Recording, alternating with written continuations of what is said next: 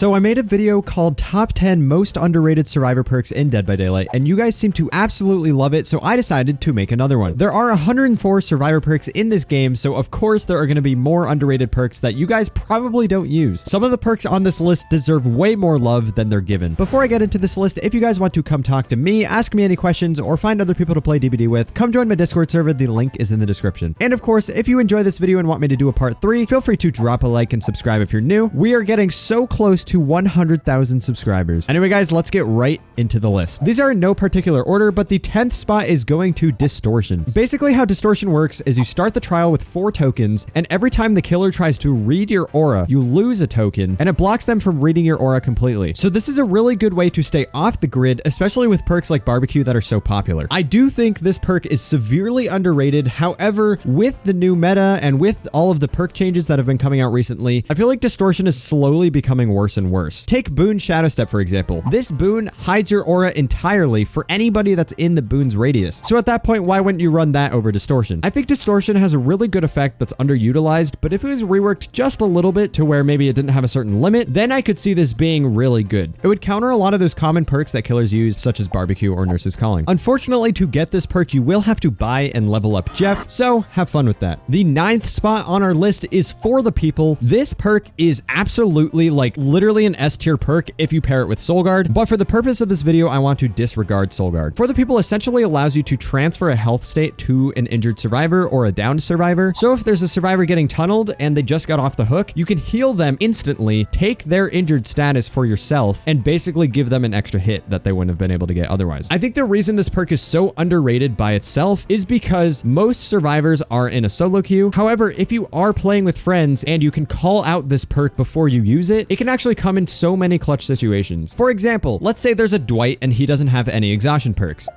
and you have For the People and Dead Hard, but you're healed because you have to be healed for this perk to activate. The killer is coming to you while the Dwight is working on the exit gate. So what you can do is tell the Dwight to get off the gate. You can For the People him, become injured yourself, and then the Dwight gets fully healed while you get your Dead Hard. So you two can basically take 2 more hits instead of the 1 that you would have had before For the People. Does that make sense? Because if you use Dead Hard, that's a hit, and then if he hits the Dwight, that's another hit. There are so many ways that For the People can just absolutely block all of the killer's pressure, especially with the recent trend of tunneling to win. If you're getting tunneled and you manage to escape the killer just for a little bit, enough to get somebody to For the People you, then it'll waste so much of the killer's time because of course if they hit you, then you could just W key for literally ages. So yeah, I think this perk is just underrated because you kind of have to use it with friends or it's not going to do anything. And it seems like the majority of the player base plays solo queue, so that's probably why For the People kind of flies under the radar. The 8th spot on our list is going to Resurgence. Resurgence is the perk where if you get unhooked, you instantly gain 50% of your healing progress. This is just a really convenient perk that's almost like Will Make It, but for yourself. Every time you get unhooked, you can get healed in only 8 seconds compared to the regular 16. This doesn't seem like a lot, but it can be a total game changer depending on what's happening in the match. Of course, it is a bit situational, but for example, if you need to go take a hit for somebody that's being tunneled, you can get healed in half the time and use that extra time to catch up to the survivor that's being tunneled. And if you're playing with some buddies, you can use Will Make It and Resurgence and heal yourself in 4 seconds after you get unhooked. This is absolutely insane. And then of course, if you throw Circle of Healing on that, I'm sure that's faster. Although I'm pretty sure they added a healing cap to Circle of Healing, so don't quote me on that. Also, I love the quote that goes along with the perk. All right, the next spot on our list is Aftercare. This is another Jeff perk, and honestly, I thought this perk was super bad, and all of the people in the comments were telling me that it was actually kind of good. So I was like, you know what? Let's try it. I tried it,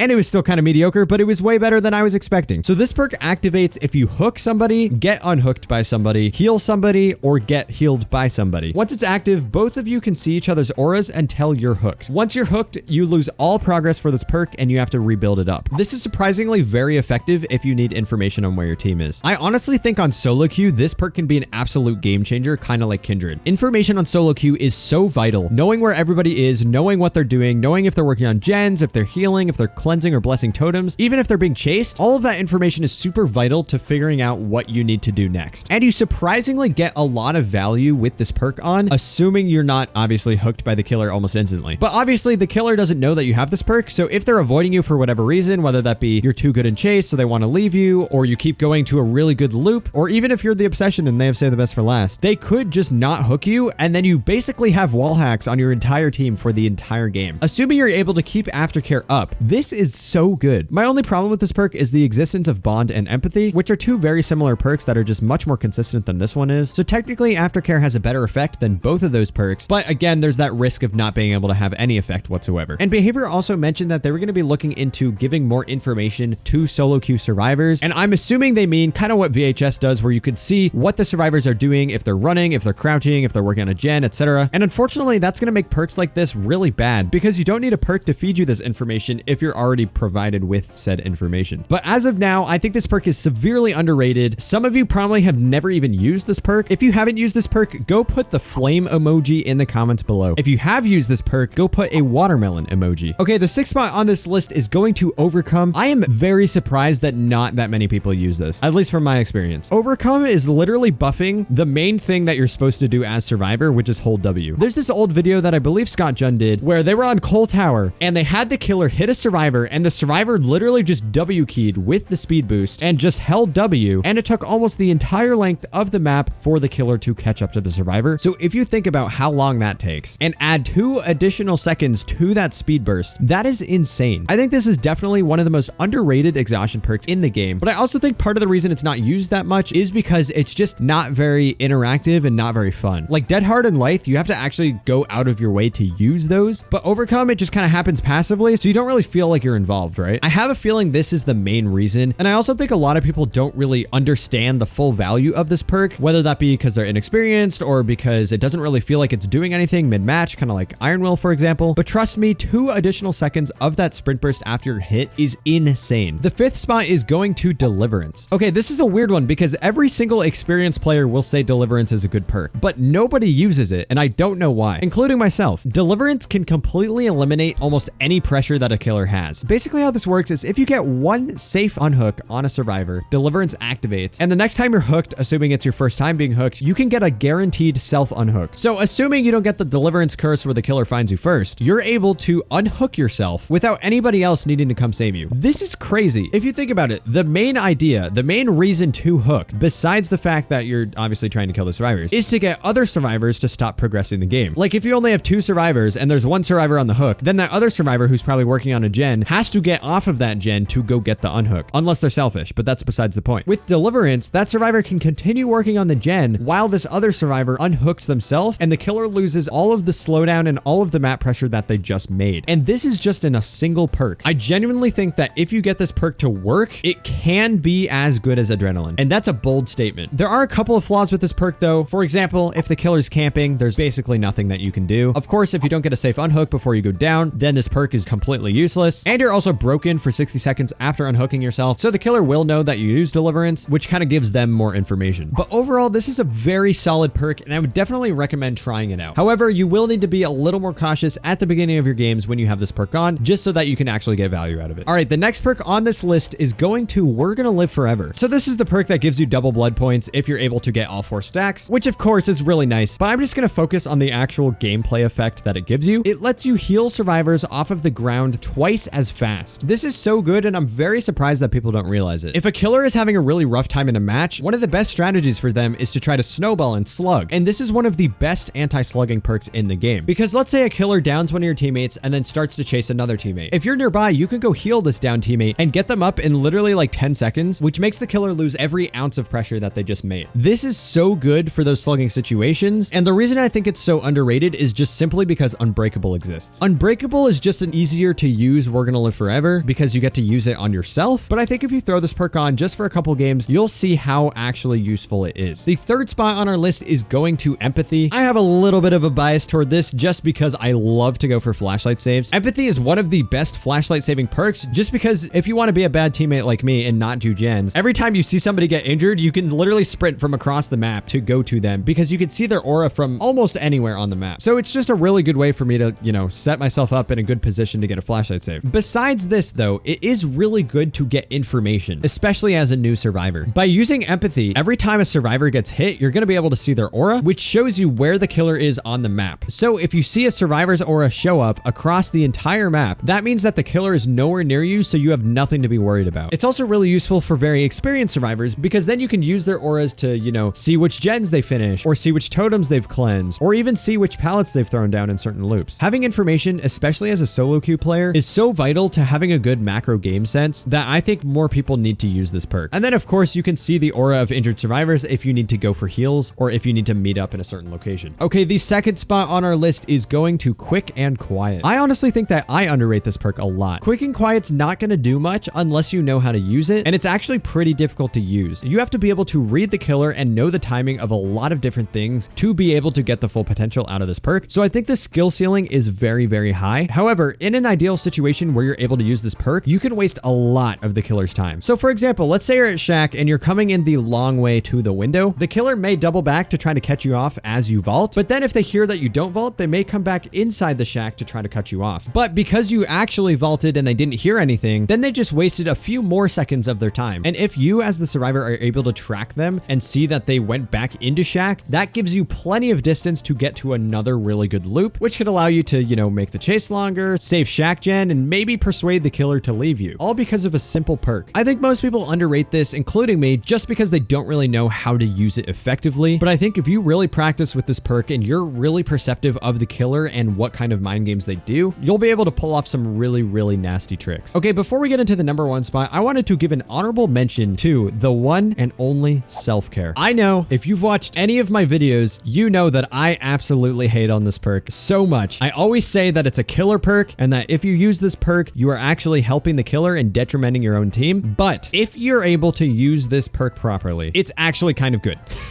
I can't believe I'm saying this. If you want to learn how to use this perk properly, go click on this video, which is either on the top right or in the description below. But if you know how to use self-care efficiently and effectively, you'll actually have a useful tool in your arsenal. Unfortunately, self-care is getting worse and worse due to the fact that medkits are becoming more popular and Circle of Healing exists. Like literally, there's no point in taking self-care if you have Circle of Healing. But if you don't have Circle of Healing, I do think that you can get a lot of value out of this perk. Again, if you know when to use it so it's not a detriment to your team. But knowing when to use it takes a lot of experience and a lot of practice, which is why this perk is so underrated, because most people just, you know, go to the corner and self-care every time they're injured. Okay, and we are finally on to the last perk on this list, and this is going to Bond. So Bond is essentially empathy, but with a shorter range, and you can see healthy survivors as well. I think there are so many applications of this perk that don't immediately seem obvious. For example, let's say you're on the worst map in the game, RPD, and you don't know the map, so you're in some random room working on a gen, and you start to hear the killer's terror radius, but you see the little spider legs tingling on one of the survivors, which means they're being chased, so you know that the killer is chasing that survivor. With Bond, you're going to be able to see that survivor because 36 meters will be in the range of the killer's terror radius, so you're going to be able to see the survivor and know exactly where the killer is. This can be really good in so many situations. For example, if the killer really wants you specifically dead for some reason, or if you want to set yourself up for a flashlight save, or maybe if you completely forgot to look for an escape route, now you know where to go next because you know the direction of the killer and you know that you should make as much distance as possible. It's also just good for knowing the locations of your team. 36 meters is actually way bigger than you think. I'm fairly confident that it's a 36 meter radius, which basically means there's a 72 meter diameter of this range. That is insane. If you're near the center of the map, you're going to be able to see where a lot of the survivors are and what they're doing. But like I said, for aftercare, once they add information for what your teammates are doing, Bond is unfortunately going to become a little less useful. But as of now, knowing what your survivors are doing, especially close to you, can be so beneficial. You can see where survivors are if you need to heal, or if they're healing and you want to double heal. You can see if survivors are working on certain gens without having line of sight to them. You can see if a survivor is cleansing a hex totem or blessing a totem, and you can even see if survivors are throwing down pallets or something. Overall, I think it's a really good information perk that I barely see anybody run. That's gonna wrap it up for today's video, but don't leave just yet. Again, if you want to join my Discord server to talk to me, ask me any questions, or find other people to play with, come join. The link is in the description. Also, I stream every Tuesday at 1 p.m. PST, so come drop a follow there. I just did a major upgrade to my stream and tried to make it look much more professional, so come check that out if you're interested. And if you enjoyed this video and want me to make a part 3 of the underrated perk series, let me know down below by commenting a Christmas tree emoji. If you enjoyed this one, feel free to drop a like and subscribe if you're new. And I think that's all I have for you today, so I will see you all